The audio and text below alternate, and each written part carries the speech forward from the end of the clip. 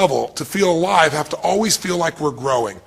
When people ask me, what does it take to be happy? I always tell them one word: progress. Progress equals happiness. Even if you're not where you want to be yet, if you're on the road, if you're improving, if you're making progress, you're going to love it. You're going to feel alive. On the other hand, it doesn't matter how successful you are. If you stop growing, you start dying inside. If the formula for happiness is to be able to meet your expectations or exceed them, that really makes you excited. But to be happy, you got to at least meet it. It doesn't have to be perfect. But if you generally are meeting what you expect you want from your life in that area, you feel good. Life conditions match blueprint, feel good.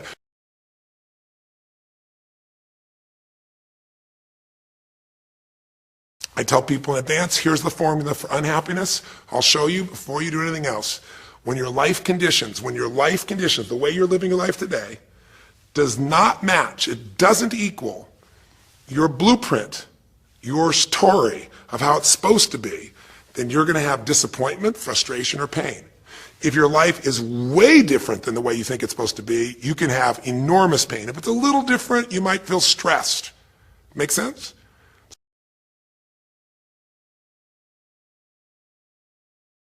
Because these are your three choices. When life doesn't match how you think it should be, blame something. An event, someone else, or yourself.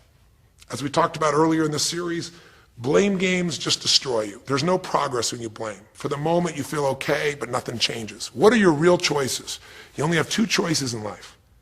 If life doesn't match your blueprint, you either have to change your life.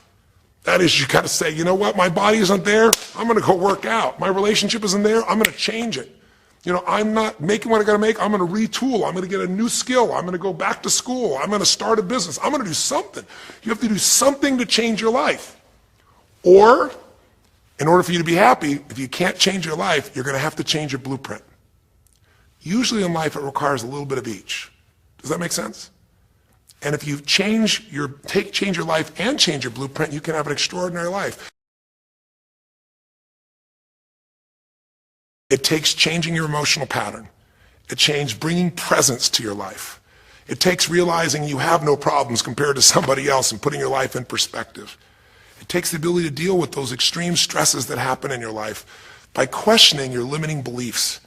And again, we'd love to coach you and show you how to change those in a permanent way where it happens automatically, just like lifting weights so often until the muscle's always there and you find yourself able to follow through.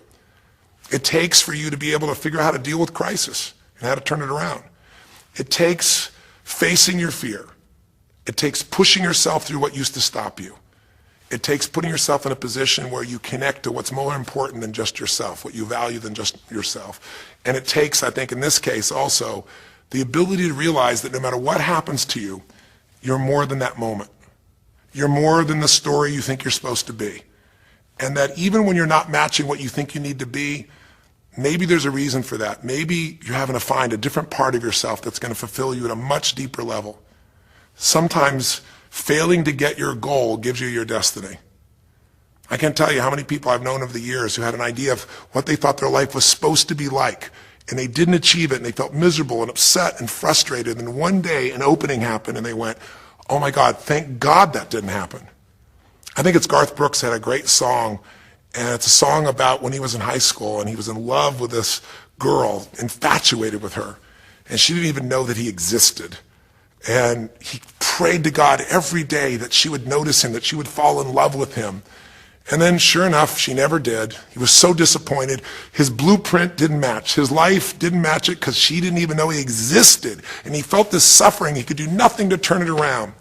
Well, 15 years later, he became a guy named Garth Brooks, somebody everybody knew, and he could rock, stadiums with his energy and his song and his music.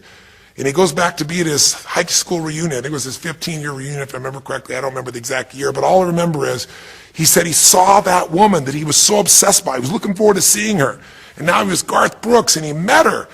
And after he met her and spent some time with her, he wrote a song called Thank God for Unanswered Prayers. Sometimes not getting your blueprint's the best thing that ever happened, because the disappointment drives you to find something more important inside of you. Or not getting it makes you look for another aspect of your life, a spiritual aspect, a family aspect, a physical aspect. If you can just trust that life doesn't happen to you, It happens for you. Then you can find in any situation a benefit that can take your life to the next level. I don't care if you're Frank and Kristen. I don't care if you're, Mandy and Scott. I don't care if you're Joaquin and Kim. Every one of us in our life is going to face situations where it feels like we have total trauma, something that's been taken from us. The real question is, what are you going to do with it? Some people just live in their story of what they don't have, and they have the right to do that. If Frank and Kristen lived in pain and felt bad, we'd all say they have the right to do it. It's the difference between what you have the right to do and what you deserve to give yourself and others. We have the ability to transcend whatever happens to us. There's something called post-traumatic growth. Very few people know about it. Two people go through the same stress. One's destroyed, the other grows. What's the difference? The people that grow will not give up. They don't have any excuses. They find the way to break through whatever it takes. And when they do, three things happen. Number one, they realize who they really are and what they're capable of. They realize they're so much stronger than they thought they were. And number two, they deepen all their relationships. You want to know who really cares about you, who you love and who loves you? Go through some tragedy. Go through some hard times. All your Facebook friends go away. Your real friends, your real family shows up for you, and you show up for them. And it deepens your relationships. And the third thing happens, if you can push yourself through and break through whatever challenges life gives you, is each time you have a breakthrough, you get stronger. And it almost like builds a psychological immunity in you, where suddenly, all of a sudden, it's like stuff happens, you know stuff's going to happen, and you're not scared of it anymore.